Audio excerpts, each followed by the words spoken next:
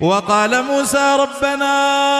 إنك آتيت فرعون وملأه زينة وأموالا في الحياة الدنيا ربنا ليضلوا عن سبيلك ربنا اطمس على أموالهم واشدد على قلوبهم فلا يؤمنوا حتى يروا العذاب الأليم قال قد أجيبت دعوتكما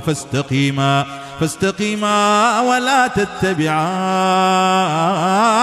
سبيل الذين لا يعلمون وجاوزنا ببني إسرائيل البحر فأتبعهم فرعون وجنوده بغيا وعدوا حتى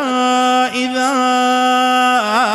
أدركه الغرق قال آمنت أنه لا إله إلا الذي آمنت به بنو إسرائيل وأنا من المسلمين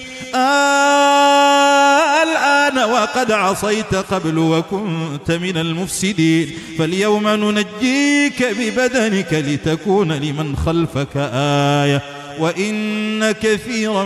من الناس عن آياتنا لغافلون.